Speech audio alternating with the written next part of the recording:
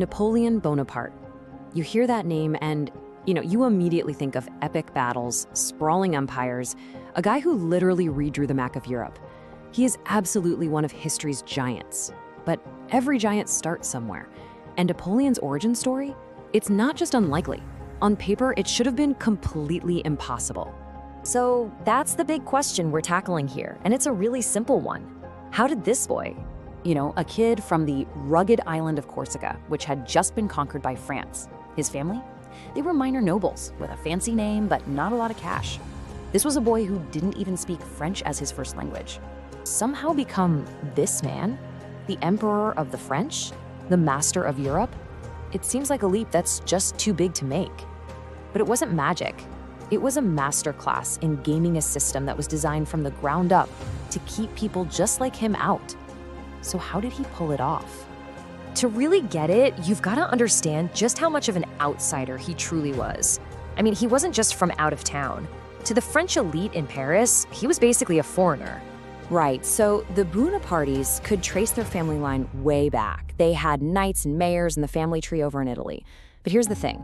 By the time Napoleon came along, all that history meant they were respected local gentry in Corsica. But that's it. It's like having a fancy title but an empty wallet. They had zero pull in the gilded halls of Versailles. And here's where it gets really interesting. Napoleon was born in 1769. That's just 1 year after France bought Corsica. His dad, Carlo, had actually fought against the French with the Corsican resistance. So Napoleon was technically born a French citizen, but he grew up a Corsican patriot, hearing all these stories about fighting against his new country. Okay, so if his family were basically Corsican rebels, how on earth did they get their son into France's most elite military schools? Well, it took some seriously savvy political maneuvering and slipping through a very, very narrow loophole. This right here, this is the whole secret. France had this new scholarship program for military schools, but the requirements were kind of weird. To get in, you had to prove two totally opposite things. First, a certificate of nobility. You needed noble blood going back at least 4 generations. The Bonapartes had 11. But second, you needed a certificate of poverty to prove you couldn't pay for it yourself. It was this perfect, bizarre paradox. You had to be noble enough for the club, but broke enough for the handout. It was the only way in for him. And this was no accident, let me tell you. Napoleon's dad was a brilliant networker. First, Carlo cozied up to the French governor of Corsica, a guy named Count Marbeuf. Then Marbeuf helped him get the family's noble status officially recognized by the king.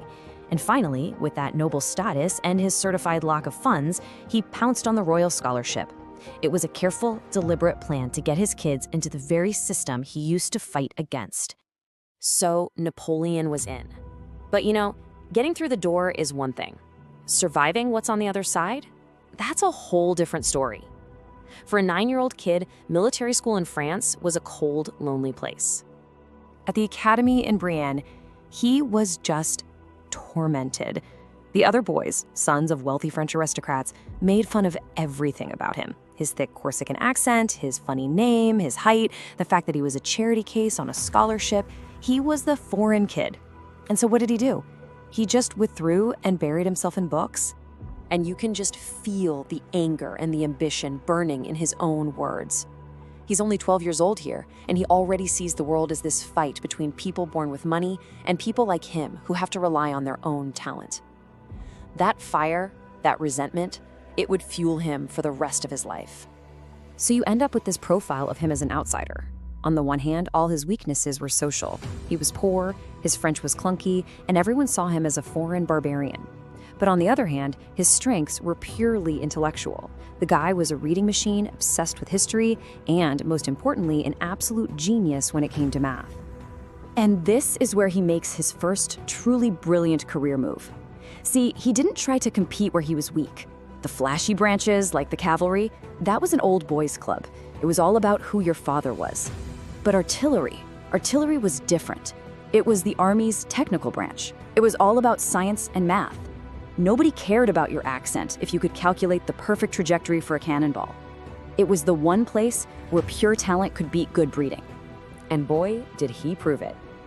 After Brienne, he got into the École Militaire in Paris. Think of it as the West Point of its day.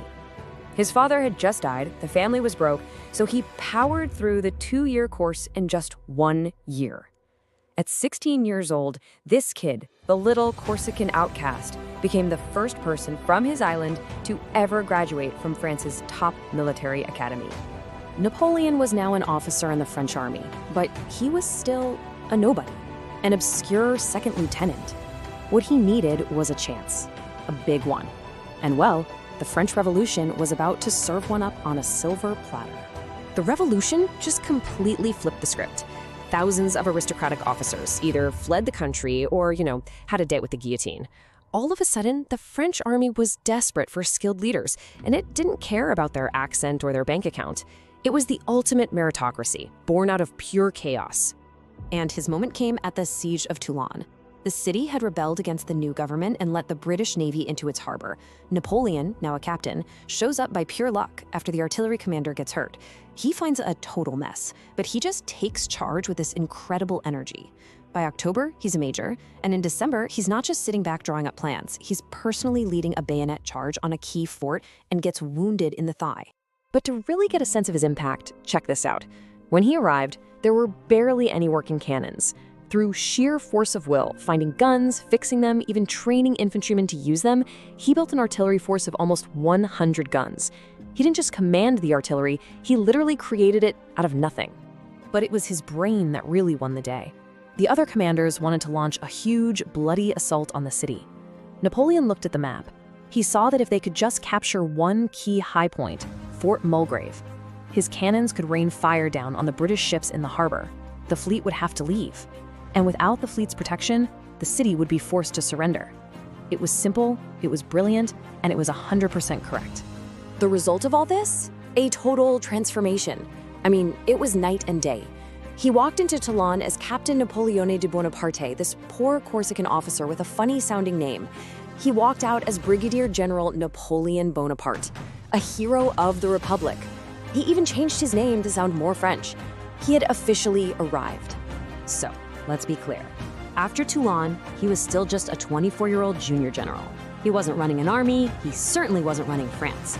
But for the very first time, the powerful people back in Paris, the politicians, the generals, they knew his name. He was on their radar. And for a man like Napoleon, that was all the opening he was ever going to need.